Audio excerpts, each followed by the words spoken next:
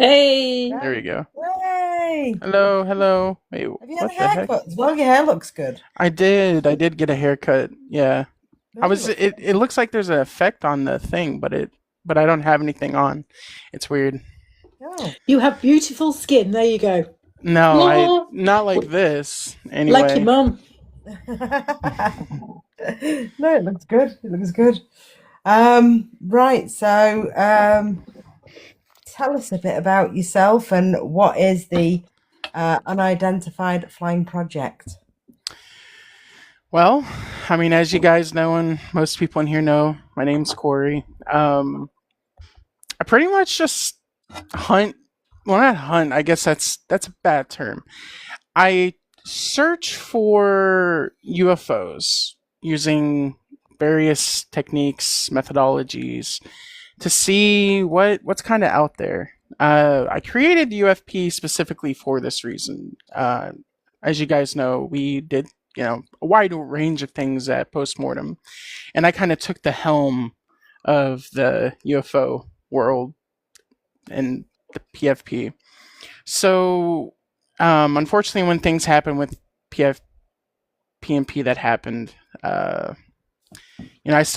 took a little bit of a break, but I still wanted to do something. I wanted to continue to share my experiences and my journey through these very strange things that have been happening over the about the last 2 years. And I decided to come back, and that's when I created the UFP. Wow. So you were actually talking to four ladies who know nothing about UFOs. Really, it's just we're all very basic level, so we're just excited to find out more. So you say techniques. What techniques do you use? So there's is unfortunately the UFO world is extremely um, uh, segmented. So Mhm. what some people do is they'll just go out there and they'll just skywatch, which is one way of doing it. I've done that before. That's pretty much the general thing that most people do. But there are other things that people kind of have created over the years, specifically with CE5, and I'm sure you guys have seen some of my lives with the CE5, using tones to try to essentially call UFOs Mhm. to you. Things like meditation, even some people have had success with. Just simply setting an intention. A lot of people have also had success with. So that's kind of what I do. I kind of stick for now within that realm of trying to essentially kind of call UFOs to me or to whoever is, around me per se. That's where I've been the last year. Now I'm starting to kind of get into other things.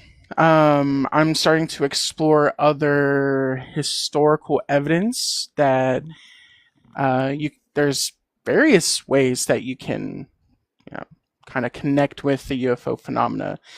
Even in the occult world, there's a huge connection with UFOs and the occult, and that's kind of where I'm headed. I'm wanting to explore that more and see where those connections are. Mhm. So, Wow. Emma, Zoe, come on, Sal. What's your opinions on crop circles? crop circles. Okay, so um, the CE5 tones, some of the tones, it incorporates some of the tones incorporates radiation signatures turned into frequencies from some of the crop circles actually in the UK. Now, there's a big, stink about whether crop circles are real or not. There was I think an Australian gentleman that supposedly traveled the world and did hundreds of crop circles from around the world, and supposedly he was the perpetrator of 90% of the big ones that got big coverage there in the UK.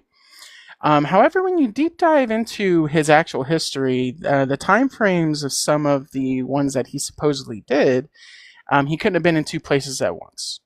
He never talked about, I think he talked about having a friend that did it with him, but still, it didn't quite add up. There are certain markers that can kind of,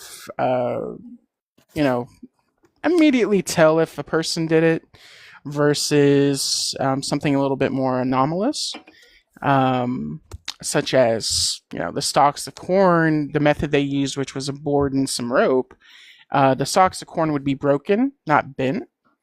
The general theory behind actual anomalous crop circles are the radiation actually cooks the stalks from within and weaken the actual fibers of the corn stalks, and that's what allows it to bend over under its own weight. That's the general thought of it. How it gets to be in these patterns, they still don't, understand. But to kind of straightforward answer your question, I believe some of them are a little bit strange. Some of them can be explained, but I would say about 5-10% of actual crop circle cases are legitimately strange, unexplainable. Yeah, most of the crop circles that I know of about in the UK are near Stonehenge, which is weird. Yes, so Stonehenge lies within a very specific area of the UK that's known for some of the deepest limestone deposits in the entire world. It's only rivaled by central eastern United States, where Kentucky is and stuff like that. That's kind of why the Mammoth Cave system is so large, is because it's all limestone. It was all a prehistoric seabed. Sea life settled to the bottom, compressed over time, which is why there's such large limestone deposits there. I think in the UK, you guys have a very, very special limestone that is higher quality limestone. It's more compressed, I think, which gives the chalk, because I know UK is a big producer of chalk, very specific type of chalk. It comes from that limestone. Oh, an alien. Thank you so much. So I think some investigators really investigated most crop circle cases in the entire world. When you combine them all together, actually happens within that specific region of the UK on top of these limestone beds, which follows a track of thought that limestone, I mean, it's kind of known, but limestone can hold energy. And potentially that's why, these crop circles are happening. Like, these UFOs are coming and almost siphoning energy from the limestone or something of that nature. Wow. I've seen something on TV. It's Netflix. It's called Ancient Apocalypse. And what that does is explores the alien history and connection through time. I know, Emma, you mentioned Stonehenge, but apparently, across the globe, especially in places like, Peru or that area of the world, they've found really old sites and relics which allude to the fact that, different stones, different types of compositions of them, and also, different artifacts and things like that they've found, that potentially it could have been a connection to otherworldly influences. And that just completely knocks my socks off, because it works around the sun. And, I'm not sure if it's the stars or the planets, but it works around that. And it's kind of like mapped out so that these sites like Stonehenge, these were like places of perhaps worship. I'm not sure. But that really got me thinking, and it's something I'm probably going to have to watch about 5 times to really understand what some of that means. If have you seen that or heard of any of that before? So I think I've seen the exact one you're talking about. I think they covered ones like Göbekli Tepe, or I can't pronounce it, but yeah. So you gotta be okay. So you gotta be a little bit careful with ancient alien stuff. The basis of the whole ancient alien, I'll just call it mythos, stems from a particular book written in the 50s, I think.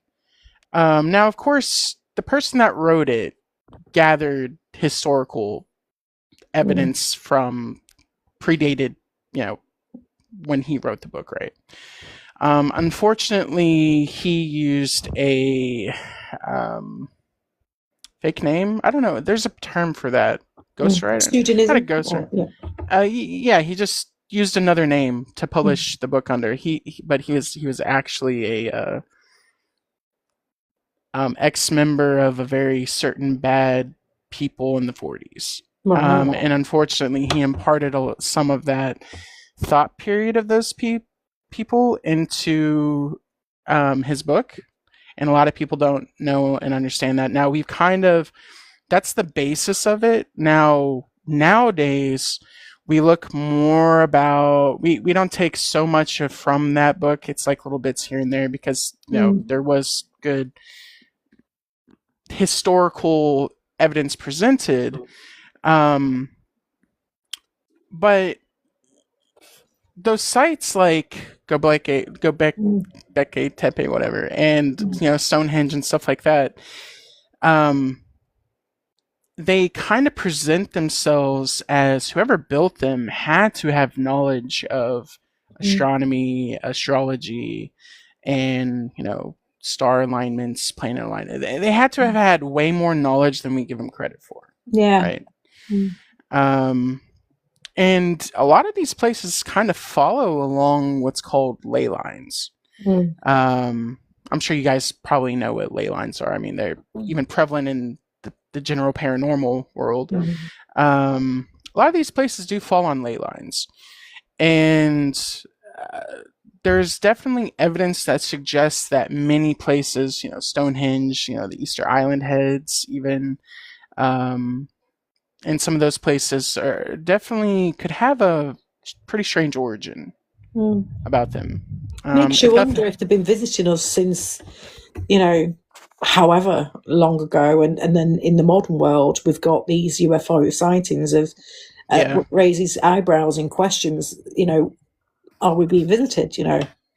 So how long has it been going on? That sort of thing, and what was the relationship? And it just really makes you question. I'm so curious about it.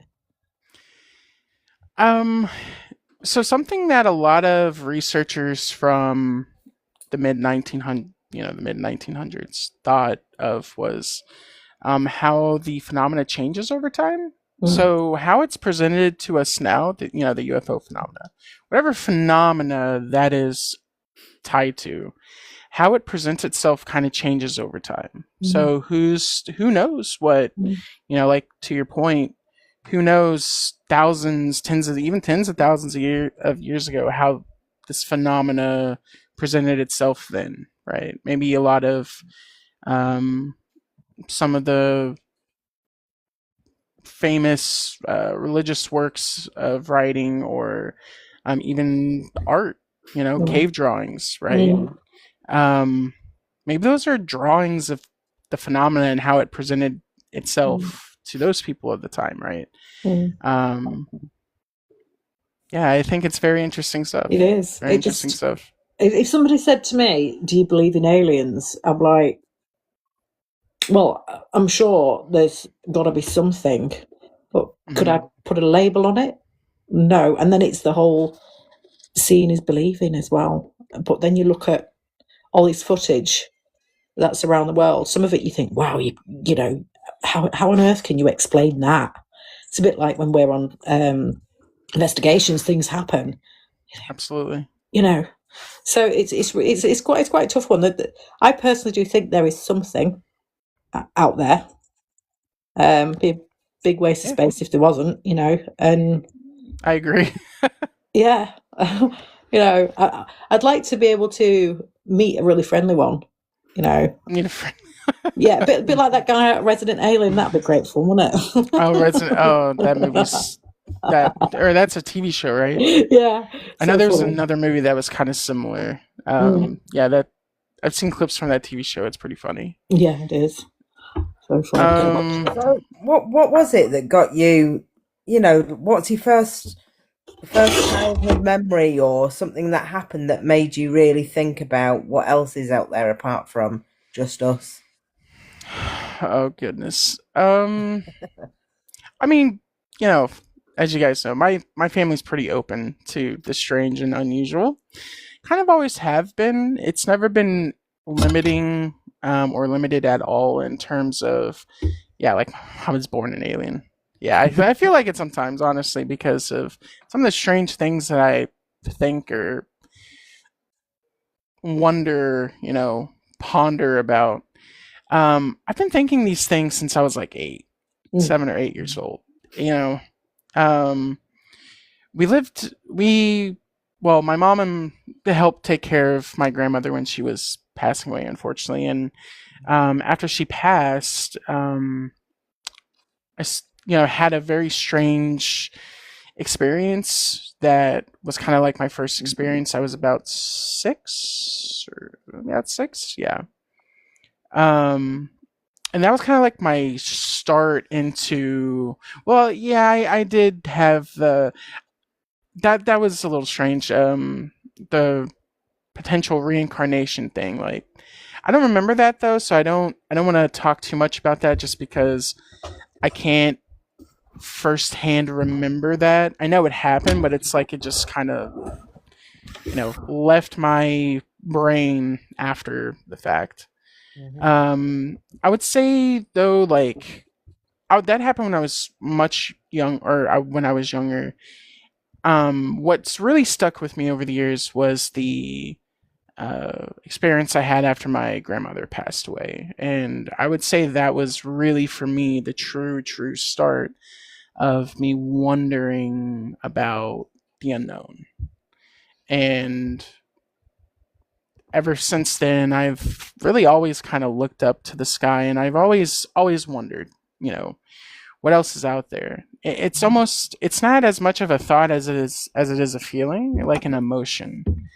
I used to just look up and just feel like something has to be out there. Like I wonder what's looking back at me, or I sometimes even wishing I was up there, like out there, exploring and finding what new things. But in terms of like actual doing this, had to have been after just some really weird, strange, synchronistic events that happened about 2 years ago. I've talked a lot about them, but I'll touch base on them. We Hellier, of course. I've talked about that a lot. Was very inspiring to me, and after watching it 2 or 3 times, started having some really strange things happen. And that just kind of set me down a journey, honestly, and still on that journey. So. Yeah, but you've obviously got a lot of knowledge. So it's something you've been passionate about for I think more than 2 years.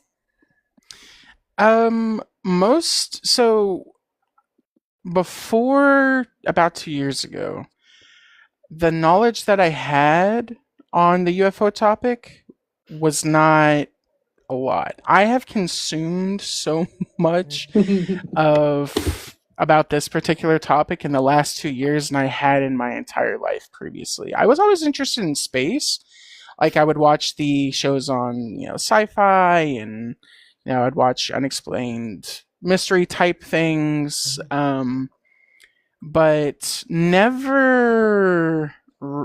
never really read books on it or watched too many shows per se, like first-hand account shows. as an example, like communion. I don't know if you guys know about that, but that's a from Whitley Strieber. He talks about his abduction story.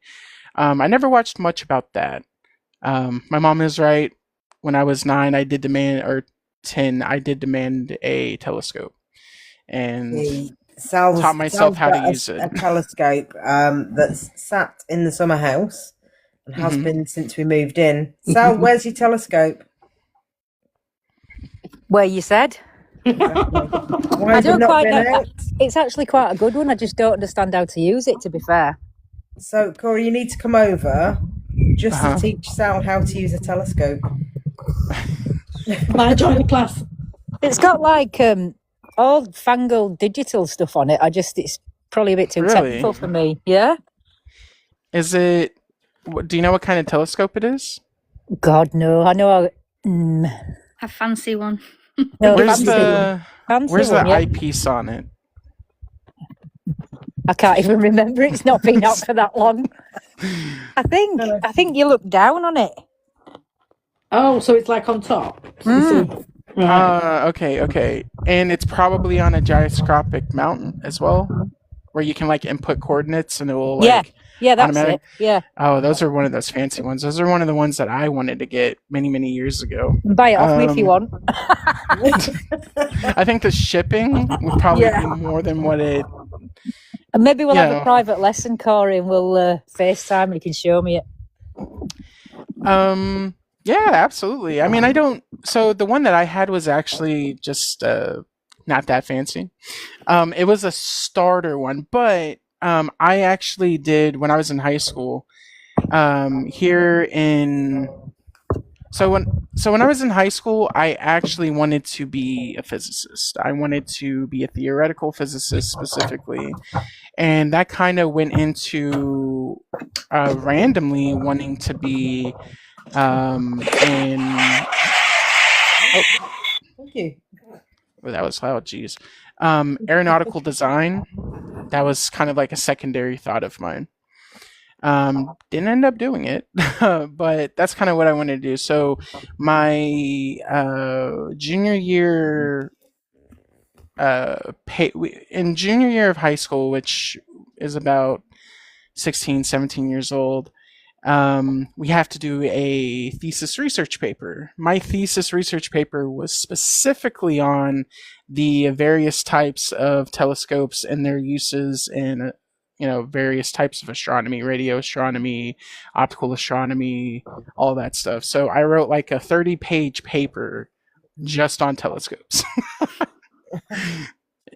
So that's where my knowledge of telescopes comes from. That it's the only reason why I know about telescopes is because of that. We'll have to charge Sal for the lesson now. How you told us that? Give her a fee. Oh no. Put I can only see moon through it. I'm sure it can do more. Oh yes, it can. I guarantee you can do way more than what mine could do, and I could see Jupiter and Saturn with mine. Well, I could see more than that, but I'll get it. You see, where we are is actually quite good for stars, and I think if Sal knew how to find what she was looking for rather than just the moon, she'd actually really enjoy it. And yeah, because it's dark, isn't it, round us? Yeah. But I'll have to dig it out and find out what one it is. It's probably not as fancy as you think. Oh, if it's on the gyroscopic mount, it's probably a Dobsonian, which those are pretty good. Those are really good, actually. I think I saw it in National Geographic. You said what? Sorry? I think I saw it in National Geographic magazine or online somewhere. Anyway, enough about my telescope. It's very exciting. I'm invested now, selling it. No, well, you can have a look at it when you come. Yeah. Just send me if you can try to find like the who made it, and the model. I'll find more info about it for you. Oh, you're just I like that kind of stuff anyway. You know, that I ended up going to school for computer science and cybersecurity. I only went for about a year and a half, but I realized I could just kind of teach myself instead of paying $60,000 to learn about something I could kind of teach myself. So I stopped. Specialist mindset. That's good. Yeah. Oh yeah. But I'll do what I can for you, Sal. Thank you. You're welcome. I like Well, them I'm kind of sure green. you've got more questions. What would you say is like the biggest piece of evidence that UFOs are here?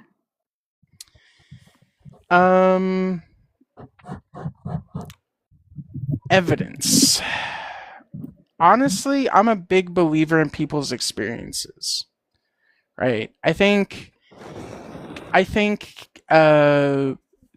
if 100 people have the same experience over the span of X amount of time, I think that is, especially in today's day and age, far more proof than a photo, because a photo can be altered. I mean, as we can see on TikTok, videos are just, especially now, altered. Yeah. But experience, I think, is key in today's day and age. My day job, I do AML investigation. So I come from sometimes I try to come from a very investigative mindset. So if 10 people, we'll make it smaller because 100 people is pretty rare. If 5 to 10 people have a very eerily similar account, right? And you look into it and you can verify that they didn't have any contact prior, even if their experiences were staggered per se, but they didn't know each other. The experiences were not widely publicized, but they're recounting the same thing. That holds some weight to it, right? Like, that's the kind of stuff that would be admissible in court. Witness testimony, right? There have been people that have been put away on witness testimony. So with other facts, but witness testimony is a very big thing. And I think in today's day and age, given we are in the digital world, things can be manipulated by AI. Photos could have doctored for many, many, many, many years before that. Experience is the key. Experience for sure. So, and I've seen that you've got some exciting stuff coming up. So something about a documentary, and you've been looking for a video editor. Yes, which I'd love to help you with, but I am about 5 months behind on our investigation for editing. I am literally every minute I've got, I do some editing. But I want to know what's coming up. Are you okay to share it, or is it absolutely top secret? No, it's not top secret at all. So what my plan is to do a sort of like a series of sorts. That's in the future. More, in the tangible future. I'm going to be doing a short documentary, right? And who the hell am I to know how to make a documentary, right? So I'm kind of going to test the waters and learn by making a short documentary. So it's going to be about 15 or 20 minutes. It's going to have, snippets from past investigations, current, future investigations, as well as sort of like an interview style questions kind of mixed in there, right? It's really just to explore the beginning stages of my journey and some of the experiences I've had, kind of what's led me to, doing UFP. And then the series that hopefully will come within the next year, at least the first episode, is going to detail more specific things within my beliefs in the UFO phenomena. So, and where are you gonna do the series? Is it going to be YouTube, TV? Where can we watch it? Get yourself out there, lad. Go on. Yeah, where can we watch it? So The short documentary I'm just gonna post on YouTube.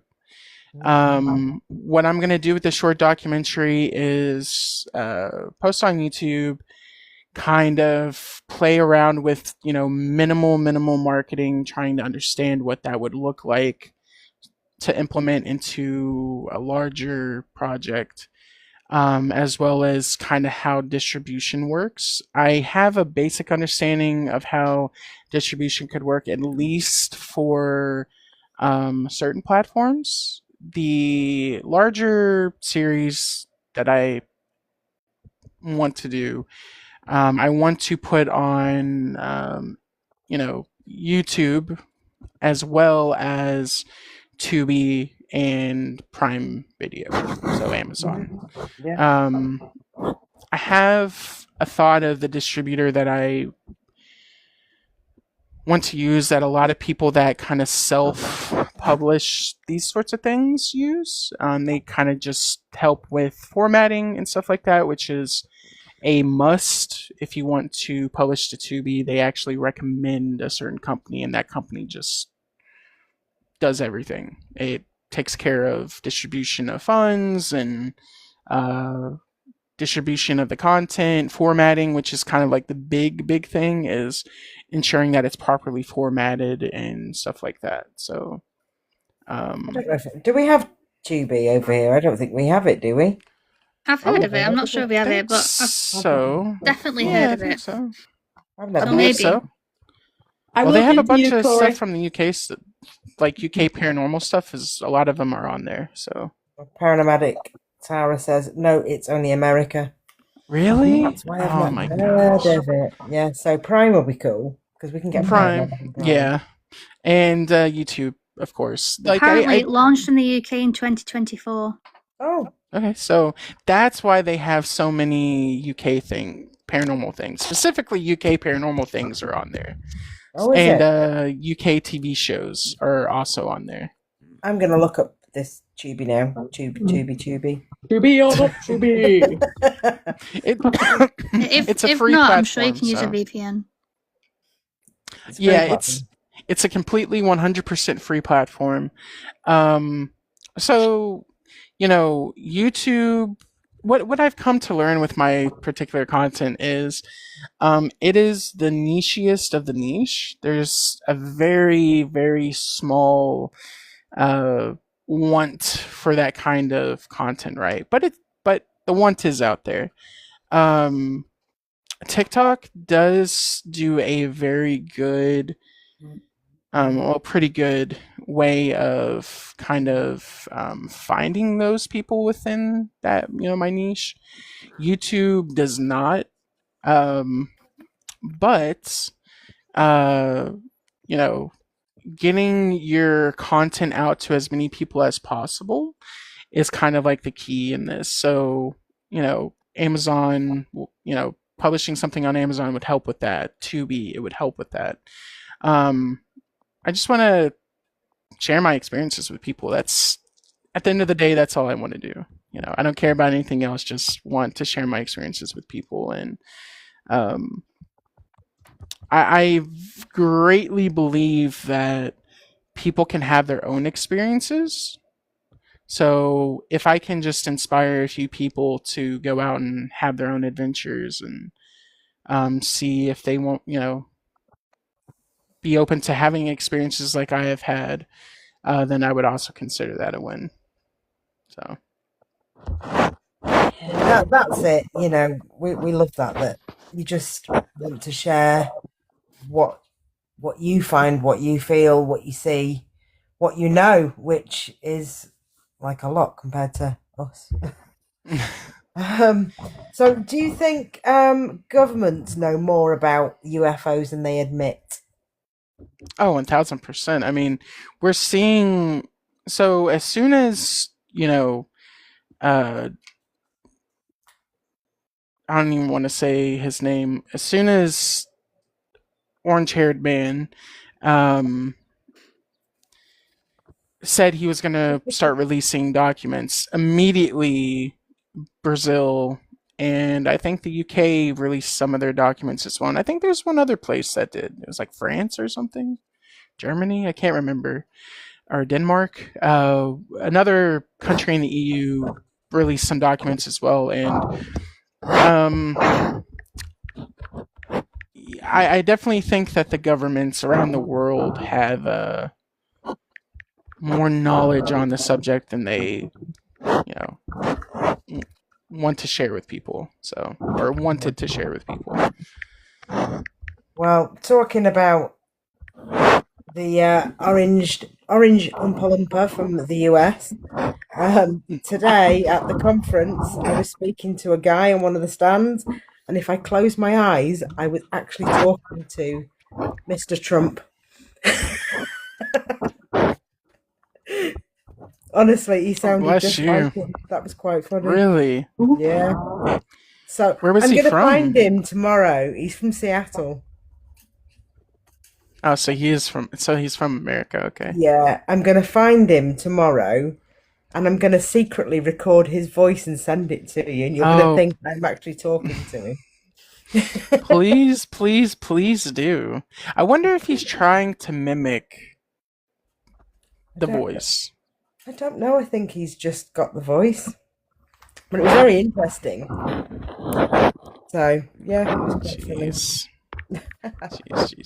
But yeah, no, I totally agree that the government are not telling us as much as they know.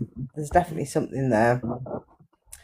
So, what do you think is the biggest misconception that people have about UFOs? The biggest misconception. So, questions. If we think about what the term UFO means, it just means unidentified flying object.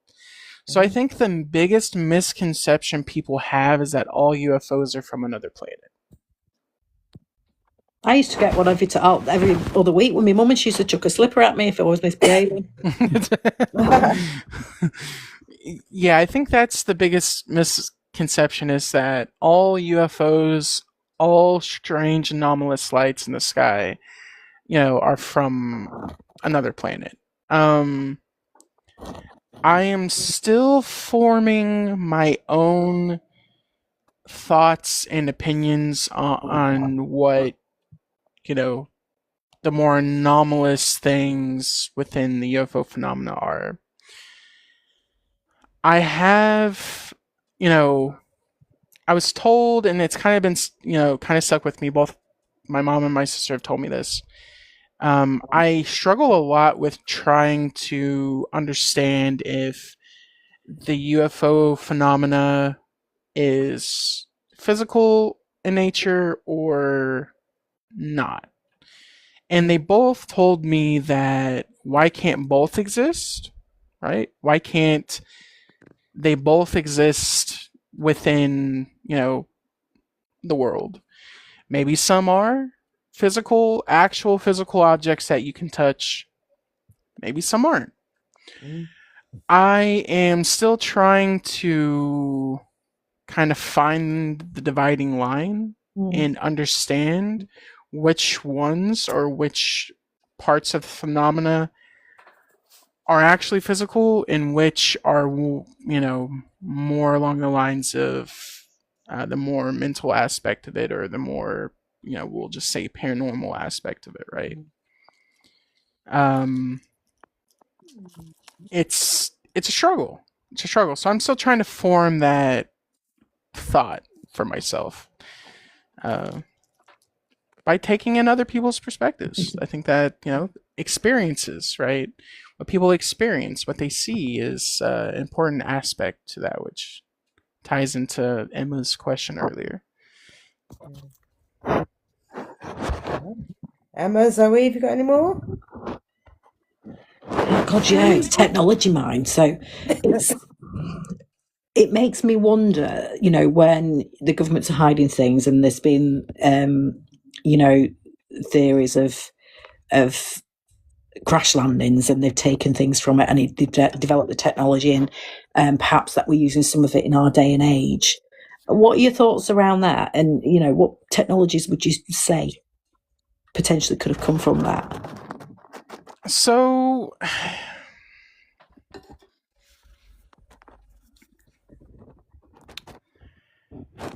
I struggle with it, and the reason why I struggle with that is because um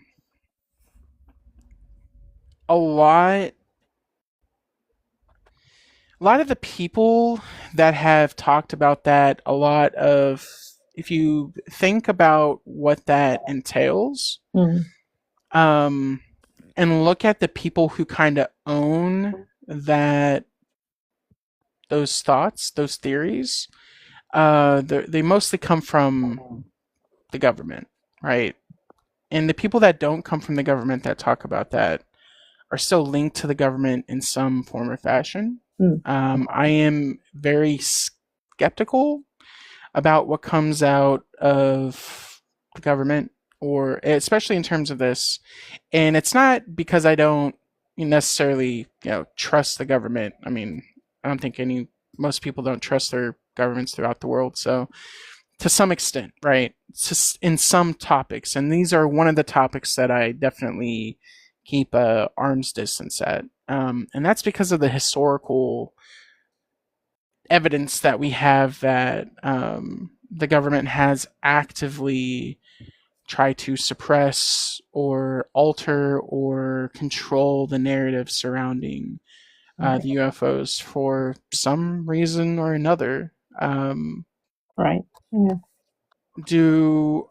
I think we had such a large technology boom, right?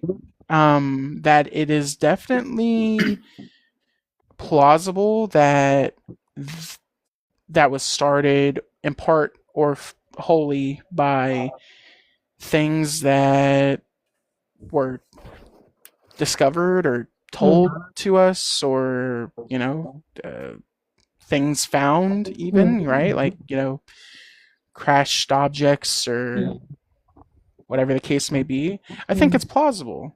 Now, whatever information we get from the government about these things, they're going to be half truths. There's going to be truth in there, but there's going to be manipulation of that truth, and that can be difficult to tell sometimes. So, I, when people talk about, the UFO crash retrieval, let's think about this, right? Why would as compared to what these things could be, we are so vastly, technologically down the ladder than they would be. Why would they allow us to shoot down one of their craft? It doesn't make logical sense to me, right? Which has been talked about happening. I don't really believe that, if I'm gonna be honest with you, right? Okay. But as we know with all technology breaks sometimes. So could something have crashed because of something faulty? Sure. I think that's more plausible of a thing. But I don't know. It's one of them, isn't it? Yeah, it makes you think. What's your favourite bit of technology at the moment that we've got out there in our world?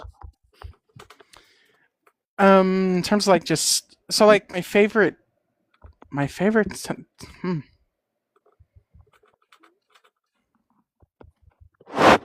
I like heated seats in a car. You like what? Sorry. Heated seats in a car. Heated seats in a car. I've got a very cold bottom. I got a new car. Nothing to do with I know, but it's cool. UFOs or anything though. Yeah.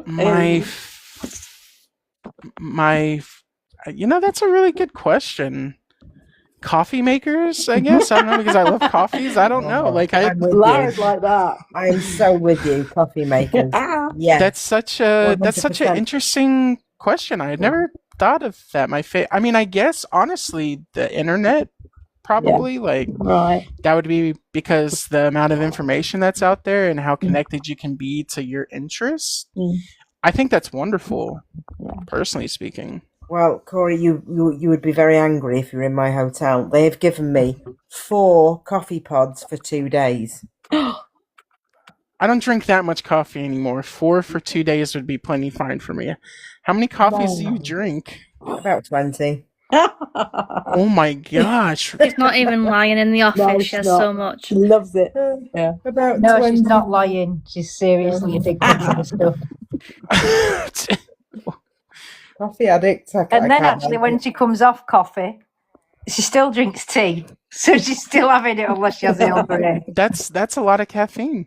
That's why that's why she hardly sleeps. Apart from her diabetes, she lives on like 5 hours sleep every day. You see, Joy's with me. We're all on coffee. We all love coffee. I don't like coffee. Hate it. No. Oh, You don't really drink hot drink. Emma, no. Hot chocolate. That's about it. Emma, have you got a question? I actually have 2 questions. Sure. So the first one, I'm not sure what it's called, but I watched a program a while back, and apparently we sent a message into space, The wow signal. and we received one back. What are your thoughts on that? So that was part of the SETI program, which is the search for extraterrestrial search for extraterrestrial. I can't remember what the I intelligence. Thank you. I couldn't remember what the I stood for a second. So I actually just interviewed a guy, the thing UFO, from the UK, lives near Stonehenge. Was a wonderful dude, and he kind of does that. He has a radio dish that he accepts signals. So what you're talking about specifically, probably the most famous. Well, we've done a few things, right? We have sent a probe out there that contains a golden disc that has a bunch of information about Earth on it. We have sent signals out there before multiple times. That's part of what the SETI program does. Is they will actually search for star systems that have. I think they have a scale. Actually, the likelihood that a civilization could be there, it depends on the type of star it is. How many exoplanets it has, how many of those planets, the distance from the sun it's at, and then they'll send something to it, and then they'll wait. It takes time. It takes time, but we have received quite a few strange signals back, but nothing that could be. I mean, unfortunately, the bane of existence of science is how many things can be just explained away by interference. So that was interference, or oh, that was an electrical storm, or oh, it was a satellite. Things like that, right? When even they don't know sometimes. They can't prove it. They can't even prove the things that they use to explain some things away. They can't even prove. The wow signal was a big one. That was a signal that what could be considered the perfect signal. That had one of, if not to this date, the strongest markers of potential life. And unfortunately, because they couldn't repeat it, receive it again and again and again, they just kind of, we don't know what it was, but it was probably just interference. So it's like they're looking for something, but then don't want to admit when they get anything back. Yeah, because there's a process that they go through and to confirm that signal is not a whole list of things, and if there's a thought that it could be one of those lists of things, then it's not gonna, they'll just explain it as that. I'm sure somewhere out there in a a file locked hidden somewhere, there probably has been some sort of communication gotten that is more likely to have been from a extraterrestrial existence than one of the other various things that they would explain it away as. But we will probably honestly never hear about it ever. So Yeah. Okay. What was your second question, Emma? The second question is, do you believe in alien abductions? do I believe in alien abductions? Yes, I do. I do. And the reason I do is because I can give, so to kind of touch base with why experience is so important, right? In terms of proof, right? It would be very, very difficult to prove alien abductions, right? But some months ago, I was in a meet and greet session with another content creator that I follow extensively and love their content. And they had about 50 or 60, probably more, maybe more people part of this meet and greet on this Discord channel. Well, afterwards, they allow people to kind of just intermingle and talk amongst each other. And I ended up connecting with this person who had his entire life had abduction-like experiences. And when he started explaining some of his experiences, it really kind of shook me. And the reason why is the way he explained what essentially took him or contacted him, right?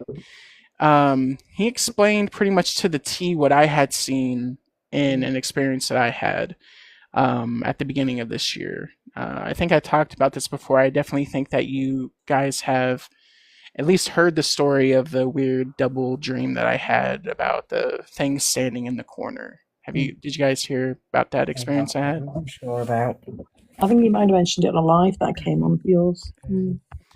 Yeah, so I had, long story short, I had an experience where I laid down, went into a dream, but in the dream, I was kind of looking over top of myself, and I just laid back down on top of myself and entered into another dream. And in that dream, I'll put in quotes because at this point, I don't think it was a dream. Something else, I don't know yet, but I turn around and I look towards a corner of my room, and there's just this thing standing in the corner. Short, stocky, but this person described exactly, very similarly, the experience that I had. And this was before I had actually made this experience public, and I hadn't talked to this person ever before, but he explained to a 95% accuracy the thing that I saw as well. Even to the actions that it did during his experience lined up very similarly to the actions that I had. So to me, that led further credence to my experience, and likewise, I think it lends credibility to his experience as well, and it's connected in some way. So I believed in abductions before that, right? But that just kind of further solidified my beliefs that abduction type scenarios can happen, whether they're physical or mental. They can be either or, I think. But I think there is legitimate evidence for both, if I'm being honest. So, that dream that you had, or whatever it was, probably not a dream, but yeah, it must have been. I don't know what it was. Pretty freaky. So, have you got any questions? I have two before we finish off. Wondered if you had anything. Go for it, my weeder. Okay, so number one, if we've been saying that aliens have been visiting us for quite some time, what do you think their purpose is? Why are they visiting us? What do they want, in your opinion? You know, I don't know.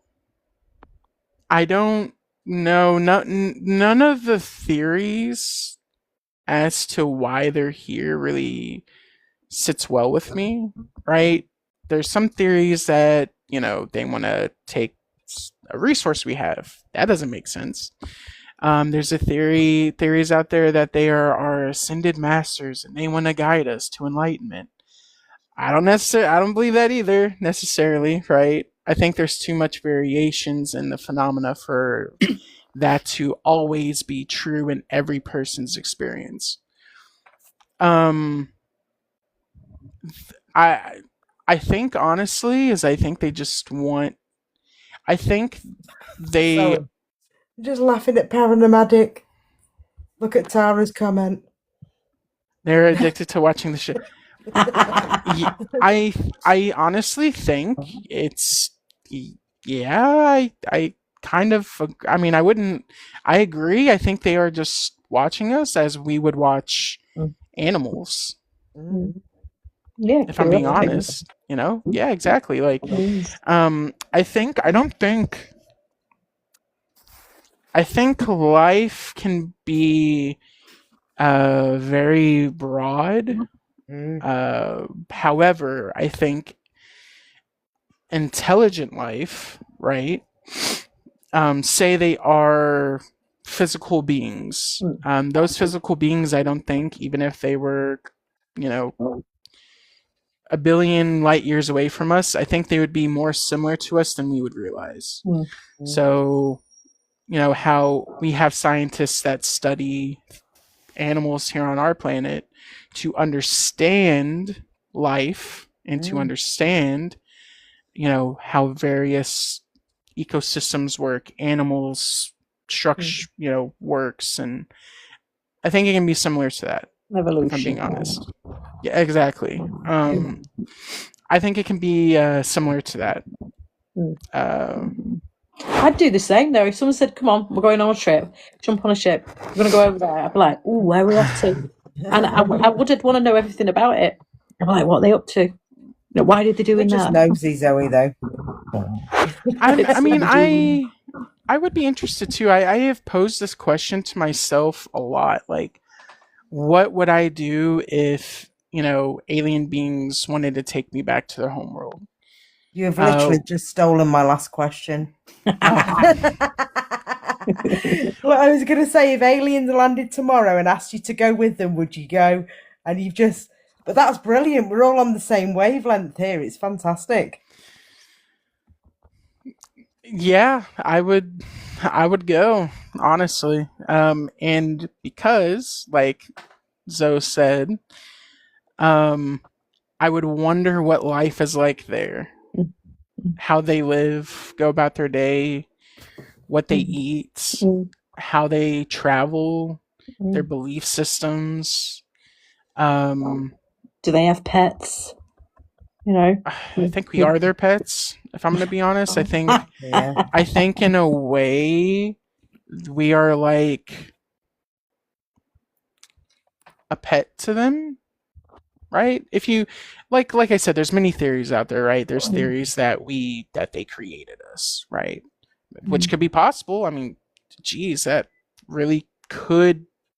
That is actually plausible, given how rare life is, and given how in particular, our evolution is, to my basic understanding of various animals' evolutions, our evolution of how we as humans came about is actually pretty unique.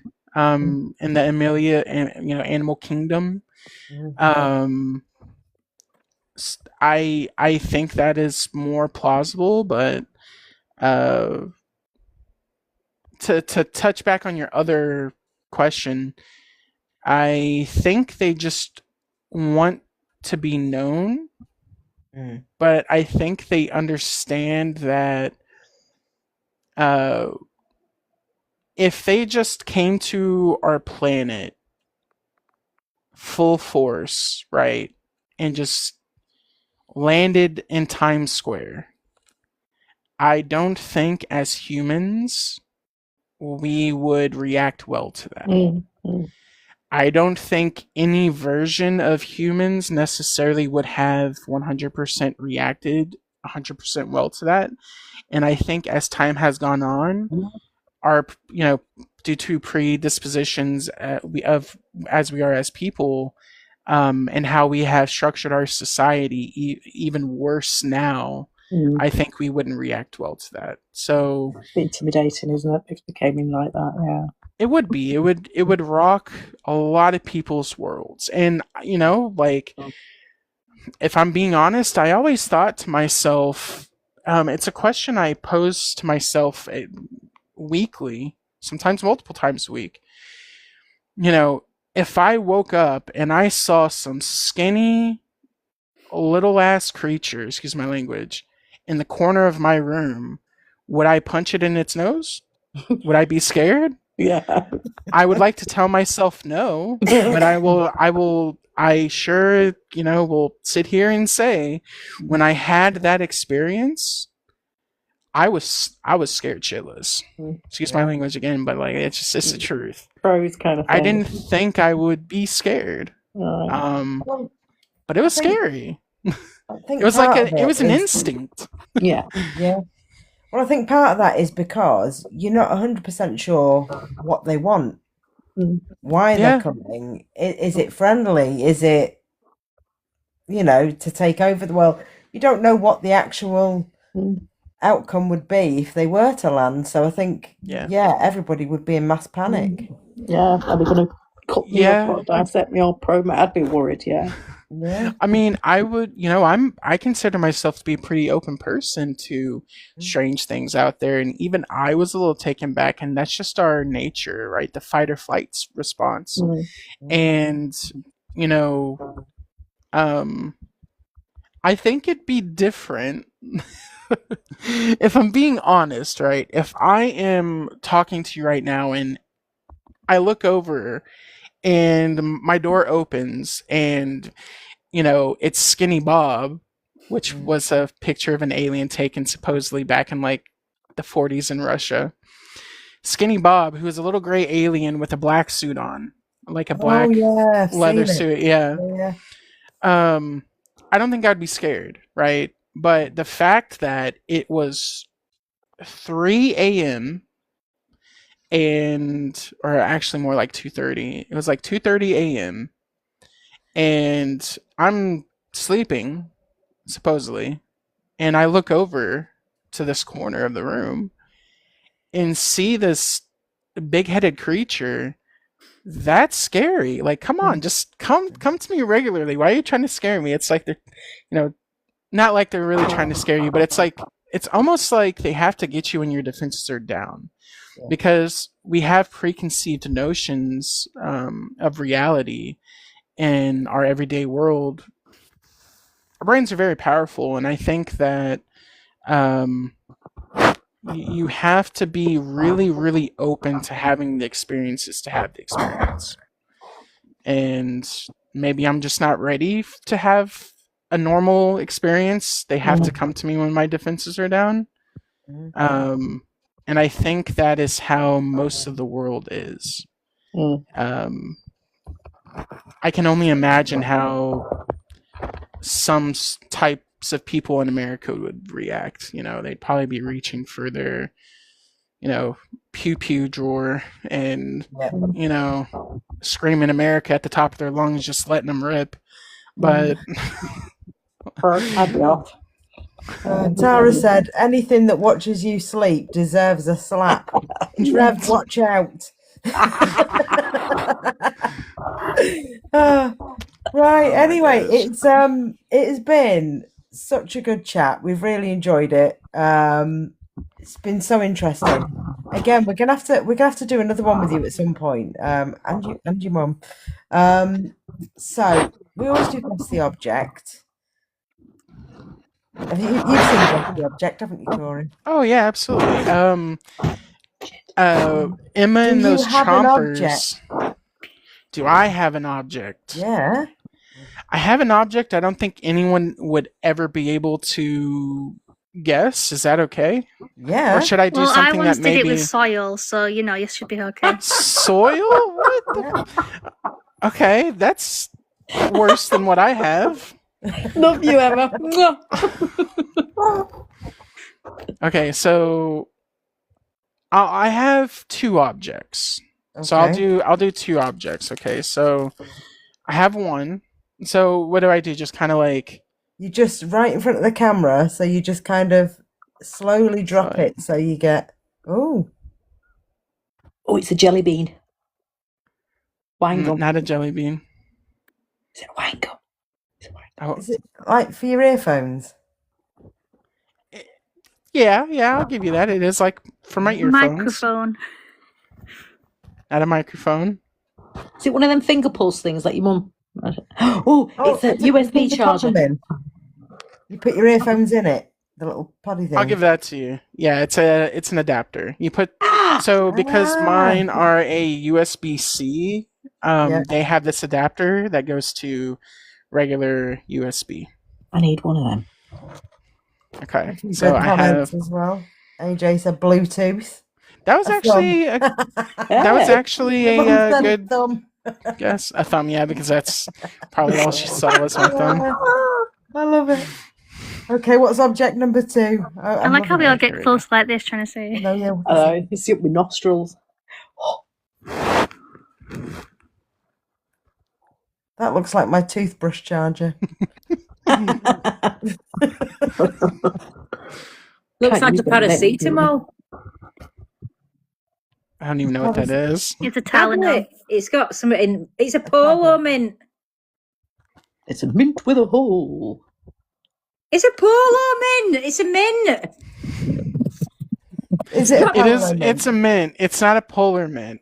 Those are really good, but it's a lifesaver mint. That's what they called Yeah. Lightsaber mint. No, lifesaver. Here, I got you. Like, What, They're like my- your indigestion? Yeah. There you go. You like So he's thinking polos. Return to the Jedi then. I for a am. second. I'm Mandalorianed up at the minute. I'm loving it. Can I just say I've actually got one for a change? What? Oh, have you? Well, I don't think I often get them. Oh, you haven't got a camera though. No, No, she guessed it. I don't mean I've got to guess the object. Oh, I actually guessed she it guessed right. it. Yeah. Yeah. So I have a question for y'all though, and this is important. Okay. Okay. What type of mint is your favorite? All right. There's two. You either have a choice of the green kind or the blue kind, because they are different. All right, spearmint or peppermint? Yes. Spearmint all Spearmint. day long for me. Yeah. Experiment. I can't All say right. what a spearmint one. Green.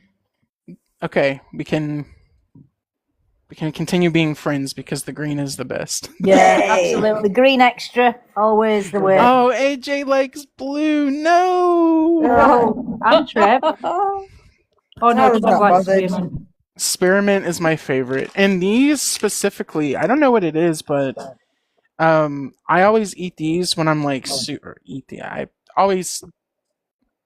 I will say eat these because the other word's probably not. I always eat these because they just help me concentrate and not be so anxious, I guess. I don't know, but 2-1. I like them. And plus you'll have lovely fresh breath. Yeah. Yeah, but when I sit down and eat 20 of these at a time, that's probably not the best for me. So But again, your breath will smell fantastic. yeah, and the food will taste off. This is true. Yeah. Like yesterday when I had food, I had sushi after eating about 15 of these. Let's just say 1, my stomach didn't like that, and 2, just not a good mix. Yeah, minty fish I don't think is great now. No. It's the equivalent of having a mouthwash and then sipping on a cup of tea right straight afterwards. Blah. Oh yeah, or when you Orange just juice is the worst though. Yeah, yeah. Ugh. What's a Right, well- blackjack? Oh, Blackjack you're and missing out. salad. Oh, they're like black Sweet. sweets that. Like Licoricey licorice? tasting. Yeah, well, they're not really licoricey tasting. You not think they taste a bit like They it? make your tongue black though, and then the fruit salad is the opposite version, but it's like a fruity flavour. And aniseed sweet. I Yeah, hate licorice so much. I'm not a licorice fan. Oh my Stella loves it. gosh. I like it. And I I hate licorice. And when I was 21, the very first drink my parents bought me was Sambuca. Unbelievable. So Rocket fuel. Yeah. Nah. I just want to highlight your mum's comment about your poo now. oh Because know after about eating all that. the mints. no, Funny. unfortunately not. Yeah, I don't mind slapstick and toilet humour. I'm all right with that stuff. Me neither. We need to get some blackjacks out over there for you next to try. I think we should choose some on one of our investigations and smile at people on camera with our black teeth. You're all right. Lizzie. You're all right. I'll do it. AJ said root beer is like carbonated Pepto and licorice. Yeah, a little bit. Yeah, it is. It is a little bit. Joy, Yeah. minty poo. She's hilarious, your mum. It's not minty poo though. It doesn't equate. It doesn't. It loses its mintiness down the track. I wish it would smell of mint.